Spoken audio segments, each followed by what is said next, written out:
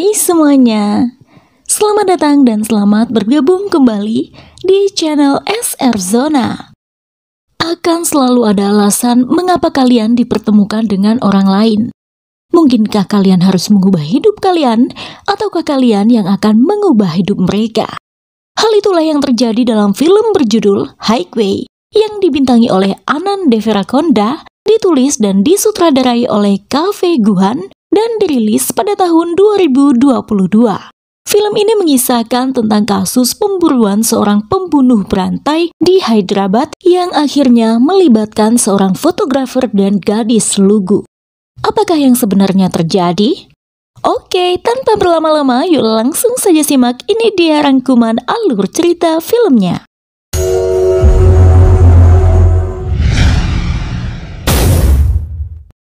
Cerita berawal dari Visakhapatnam. Seorang fotografer muda bernama Wisnu hendak mengambil job memotretnya pada sebuah acara pernikahan di Bangalore bersama temannya Samudra. Perjalanan yang berjarak kurang lebih 1000 km dan memakan waktu sekitar 18 jam tersebut menemui kendala.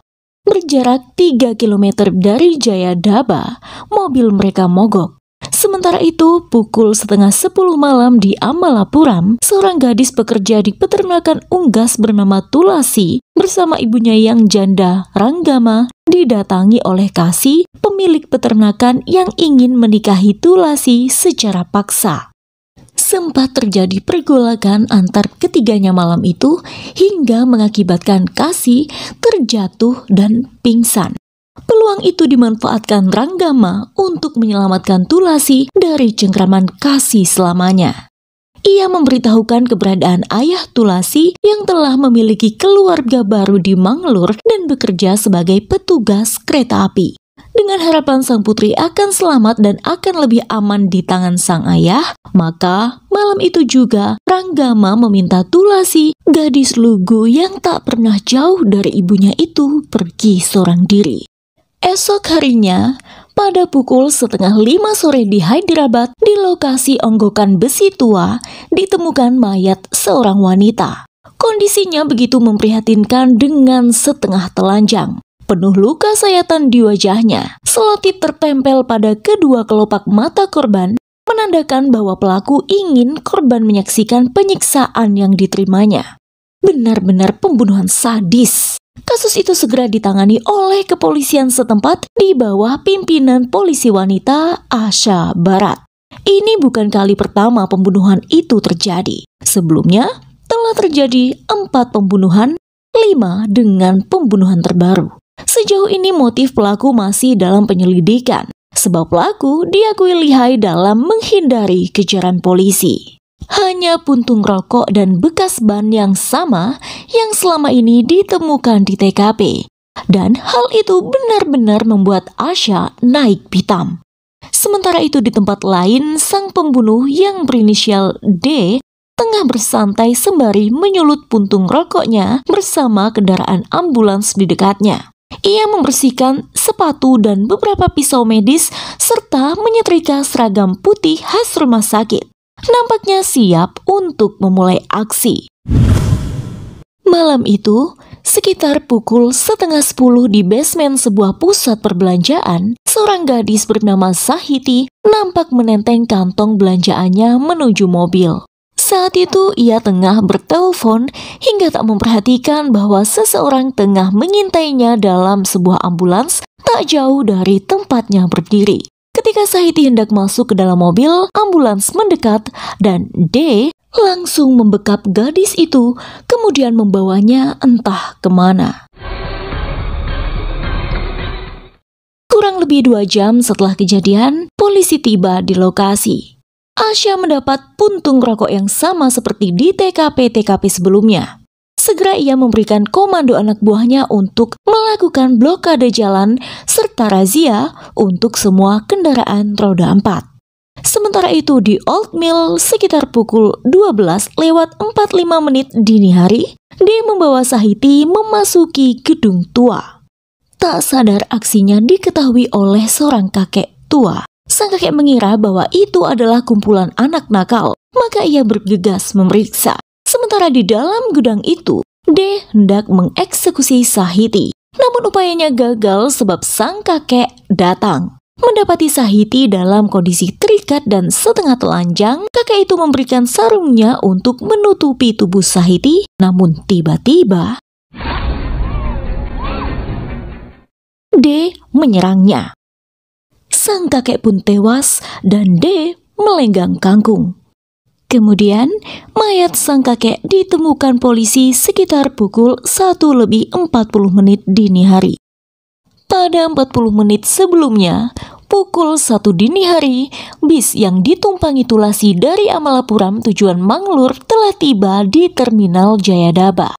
Melihat toilet, Tulasi pun pergi untuk BAK. Sayangnya, ia terkunci di toilet oleh nenek penjaga yang sialnya mengalami gangguan pendengaran. Jadi, ketika Tulasi berulang kali menggedor pintu, si nenek tak tahu.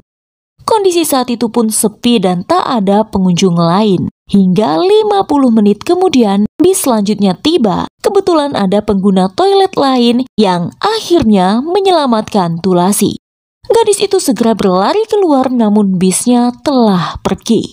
Seorang pria mencoba mengganggu Tulasi. Namun beruntung seorang wanita pemilik kedai di terminal itu yang bernama Jaya menyelamatkannya. Sebab tak ada bis lagi yang menuju Manglur malam itu, akhirnya Jaya meminta Tulasi menunggu di kedainya hingga esok bis tujuan Manglur tiba. Sementara itu, investigasi polisi di gudang tua menemukan anting milik Sahiti. Berdasarkan intuisinya, Asha menduga bahwa si kakek yang diketahui bernama Ranggaya itu datang untuk menyelamatkan Sahiti, namun pelaku menganggap Ranggaya sebagai penghalang, kemudian membunuhnya adalah satu-satunya jalan. Dengan kata lain, Sahiti pasti masih hidup dan Asha segera meminta anak buahnya untuk menggencarkan razia serta memblokade semua jalan raya.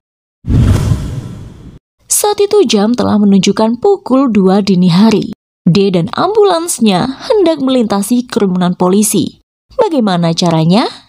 Ia menghidupkan sirine ambulans dan dengan mudahnya D lolos razia begitu saja. Beberapa saat kemudian, pada sekitar pukul 2:30 pagi, D telah merampungkan aksi jahatnya bersama Sahiti. Dan kini, ia akan melangsungkan aksi yang lebih keji lagi, yaitu mengeksekusi Sahiti dengan menyayat tubuh dan wajah gadis itu hingga tewas setelah ia merekatkan selotip pada kedua kelopak mata Sahiti sebelumnya.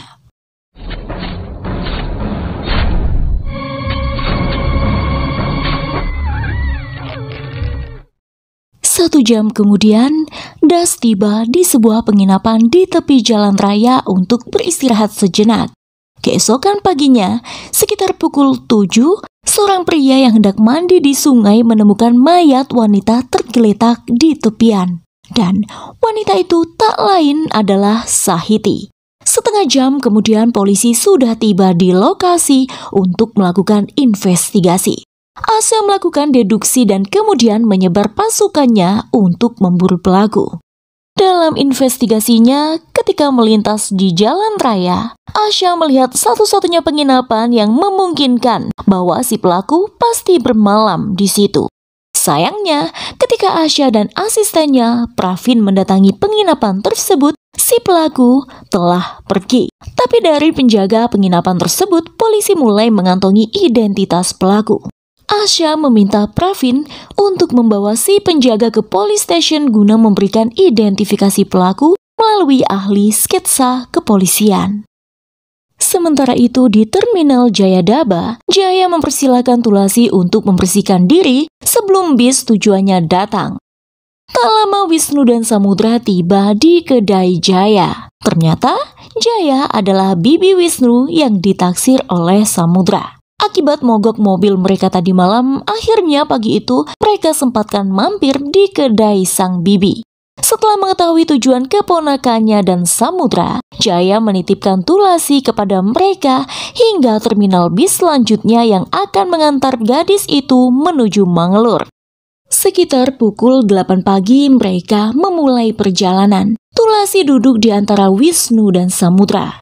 Gadis itu begitu canggung hingga Wisnu bingung untuk memulai percakapan. Namun akhirnya Tulasi mau membuka diri. Ia menceritakan kisah hidupnya yang pahit.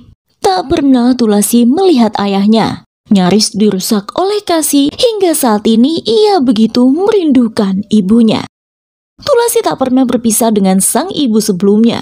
Ia tak pernah bepergian sejauh ini seorang diri. Hidup mereka terlalu miskin hingga handphone saja ia tak punya. Hal itu diungkapkan Tulasi ketika Wisnu menawarkan handphone miliknya untuk menghubungi Ranggama. Merasa kasihan dengan gadis itu, Wisnu akhirnya meminta Samudra untuk melintasi jalanan indah yang hendak ditunjukkan pada Tulasi. Setidaknya 1 hari kebersamaan mereka semoga dapat membuat gadis lugu itu mengingatnya seumur hidup, harap Wisnu.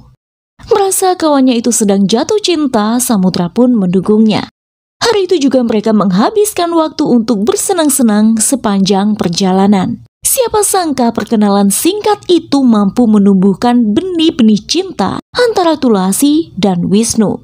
Hal tersebut nampak jelas dari raut kebahagiaan yang terpancar di wajah Tulasi. Sekitar pukul 1 siang, Asha dan Pravin berhenti di tepi jalan raya, memikirkan bagaimana cara si pelaku bisa dengan mudah melenggang melewati batas-batas polisi, padahal telah dijaga dengan sangat ketat. Tiba-tiba terbersit dalam pikiran Asha. Setelah ia selalu melihat puntung rokok dan ban yang sama di semua TKP, Asha segera menghubungi anak buahnya untuk mengecek CCTV dan melihat semua kendaraan roda 4 yang melintasi pos-pos mereka di hari kejadian. Jika ada kendaraan sama yang terus berulang di waktu kejadian, maka kendaraan itulah milik si pembunuh. Dan tak lama, Asha menerima laporan bahwa sebuah ambulans mencurigakan ditemukan melaju pada saat-saat kejadian. Di waktu yang sama, D alias Das melintasi sebuah jalan raya sepi di mana ia melihat seorang gadis penjaga kedai. Muncullah sifat kebinatangannya. Ia mendatangi kedai itu, namun sial, ternyata gadis tersebut di kedai bersama sang adik. D pun memutar otak. Ia memancing bocah laki-laki itu untuk membantunya memperbaiki ban yang bocor dengan iming-iming uang. Setelah bocah itu pergi, D pun segera melancarkan aksi. Namun lagi-lagi aksinya gagal sebab ayah si gadis datang. Dia menyelinap dan mengendap-endap menuju ambulansnya, kemudian pergi dengan penuh emosi. Namun sekitar pukul 4 sore, polisi menemukan tubuh bocah kecil tersebut di balik semak-semak tak jauh dari kedainya. Kebetulan saat itu sketsa wajah D telah jadi. Gadis penjaga kedai itu pun mengkonfirmasi bahwa wajah yang ada dalam sketsa itu adalah wajah yang sama yang telah mendatanginya. Asha makin naik pitam. Ia merasa bahwa pelaku makin hilang kendali. Sebab kini korbannya bukan hanya wanita melainkan juga pria bahkan anak-anak. Dia tak akan berhenti. Kita harus menghentikannya, tegas Asha. Sekitar pukul 9 malam, mobil yang ditumpangi Wisnu, Tulasi dan Samudra hampir tiba di Kalyan Durga. Mereka berniat menurunkan Tulasi di halte tersebut untuk menyambung bis menuju Mangalore. Nampak raut kesedihan di wajah Wisnu dan Tulasi. Baru saja mereka merasakan kesenangan bersama, namun kondisi mengharuskan untuk berpisah. Sebenarnya Wisnu telah menawarkan Tulasi untuk ikut mereka saja dulu. Setelah acara usai besok, mereka akan mengantar gadis itu hingga Mangalore. Namun Tulasi menolak dengan alasan ia tak ingin menunda lagi perjumpaannya dengan sang ayah yang telah lama dirindukannya. Mau tak mau Wisnu pun membiarkan Tulasi pergi. Namun ia memberikan sebuah handphone kepada Tulasi untuk menghubunginya sewaktu-waktu. Karena urusan pekerjaan juga, Wisnu dan Samudra tak bisa berlama-lama di situ dan langsung berpamitan menuju Bangalore. Tapi apa yang terjadi selanjutnya? Bis mogok dan para penumpang terpaksa harus turun. Tulasi tak tahu harus kemana. Ia mencoba menghubungi Wisnu, namun sepertinya nada dering handphone pemuda itu sedang tak sengaja ternonaktif. Tulasi yang kebingungan kembali bertemu pria yang semalam ditemuinya di Terminal Jayadaba dan berjanji akan mengantarnya hingga Mangalore. Tak jauh dari situ, Das diam-diam memperhatikan keduanya. Sudah tentu ia sangat tertarik dengan Tulasi, si gadis lugu. Tulasi yang naif dan berpikir bahwa semua orang baik akhirnya menerima tawaran pria itu. Namun sialnya, si pria membawa Tulasi ke tengah ladang jagung dan hendak melecehkannya. Di waktu yang sama, Wisnu baru menyadari bahwa Tulasi telah berkali-kali menelponnya. Ketika ia membalas menghubunginya, tak ada jawaban dari Tulasi. Samudra yang menyadari kepanikan Wisnu akhirnya menyerahkan mobil kepada pemuda itu untuk menjemput Tulasi. Toh lokasi acara sudah dekat dari tempat mereka berada dan akan ada orang yang menjemputnya. Sayangnya setiba Wisnu di Terminal Kalyan Durga, ia melihat bis Mangalore masih ada, namun Tulasi sudah tidak di tempat.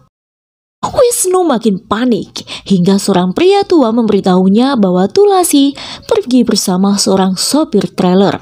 Segera saja Wisnu mengejar ke arah yang ditunjuk oleh bapak tua itu.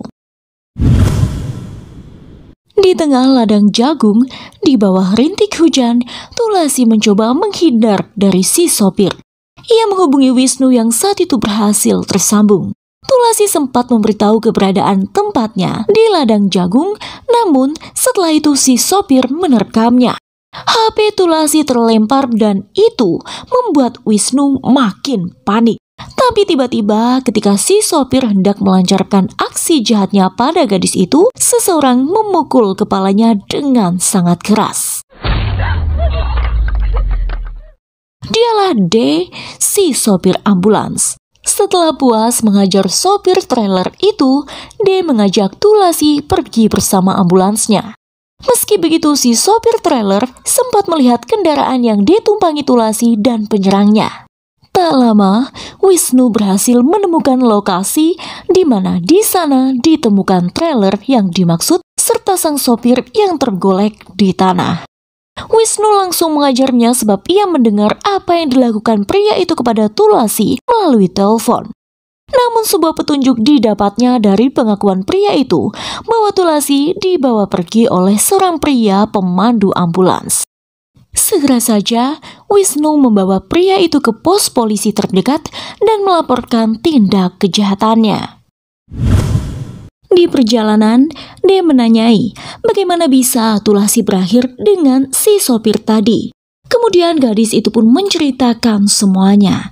Intinya, Tulasi berkata bahwa ia tak memiliki siapa-siapa yang ia kenal di sini. Melihat ada peluang dan betapa polosnya gadis itu, D pun seakan mendapat angin segar. Saat Tulasi terlelap, ia ingin melanjutkan niat jahatnya. Namun hal itu berkali-kali diurungkan, entah karena tak tega atau mungkin menunggu waktu dan tempat yang tepat.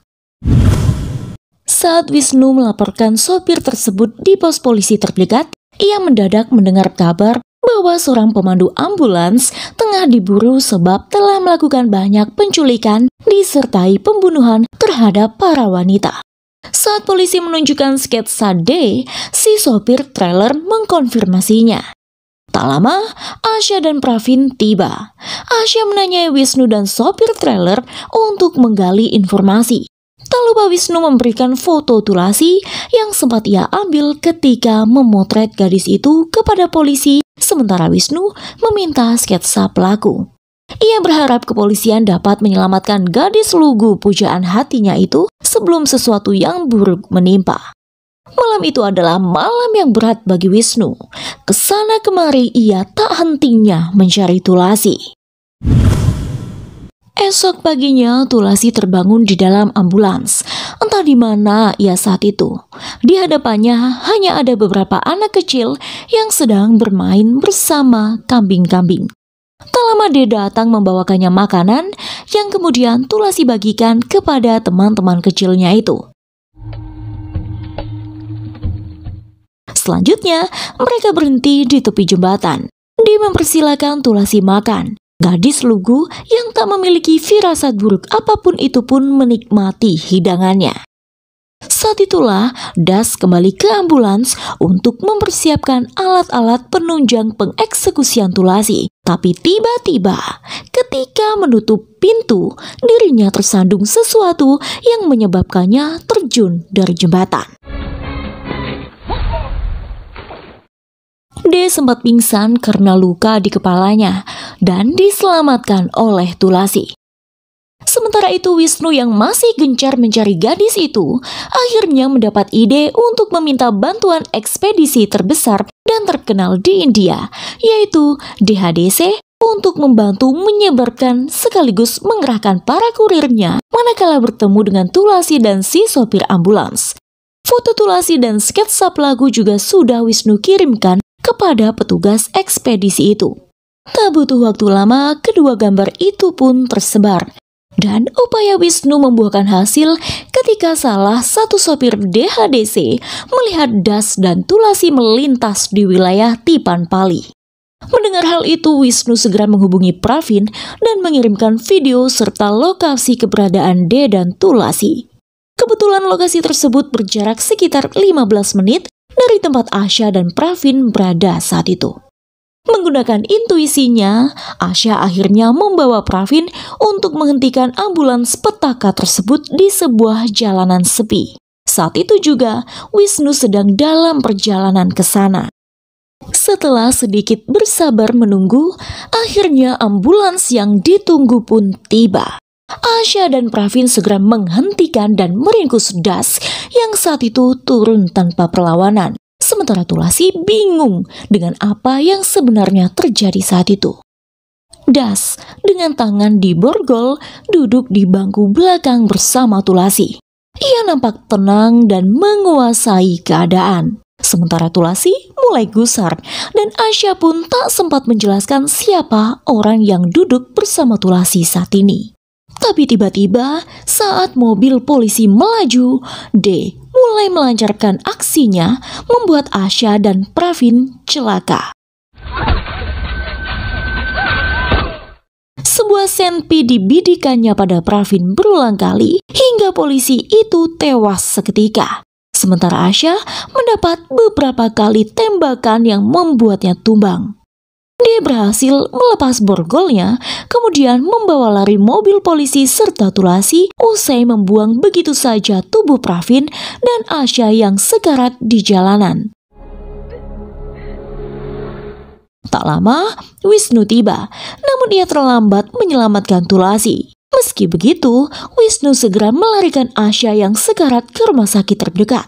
Kemudian ia melanjutkan perburuannya. Di tempat lain, D yang tahu bahwa dirinya telah dikepung kembali menambah korban dengan menembak seorang pria, kemudian mengambil alih mobilnya.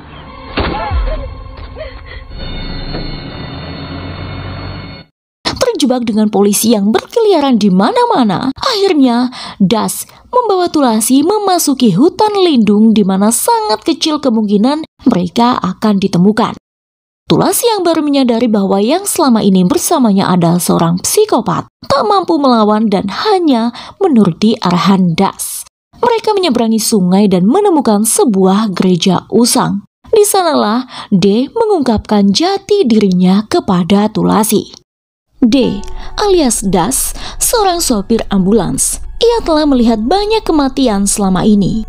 Ketika jiwa pasien ambulansnya hendak meninggalkan tubuh, ia merasakan kegembiraan yang luar biasa. Itu sebabnya Das mulai membunuh. Ketika ia melepas oksigen pasien-pasiennya, Das melihat jiwa mereka meninggalkan tubuh. Disitulah ia merasakan kebahagiaan tak terkira dalam kesakitan dan ketakutan. Saat itu seorang gadis cantik masuk ke dalam hidupnya. Das mengira setelah jatuh cinta, hidupnya akan kembali normal. Namun, dugaannya salah. Sebab si gadis ternyata memilih pria yang jauh lebih mapan dari Das. Disitulah amarah Das memuncak. Suatu hari, ia menguntit gadis tersebut, kemudian menculiknya dan melakukan pelecehan, sekaligus menyiksanya hingga gadis itu tewas. Sejak saat itu setiap Das melihat gadis yang hampir mirip dengan mantan kekasihnya, maka Das akan melakukan hal yang sama. Ia merasakan arus aneh melewati tulang belakangnya. Dan kini Das akan melangsungkan niat jahat tersebut kepada Tulasi. Tanpa disadari di waktu yang sama, akhirnya Wisnu menemukan keberadaan Tulasi dan pembunuh berantai itu setelah mengikuti kata hatinya. Saat D alias Das hendak melecehkan Tulasi, saat itulah Wisnu berteriak memanggil nama gadis itu dan membuyarkan niat jahat Das. Ketika Das lengah, Tulasi menghantamkan kayu dengan paku di ujungnya, membuat sang serial killer tumbang. Kemudian Tulasi berlari keluar ke arah Wisnu dan memeluk pemuda itu. Hal tersebut membuat Das murka. Kemudian terjadilah baku hantam di tepi sungai di tengah hutan antara Das dan Wisnu.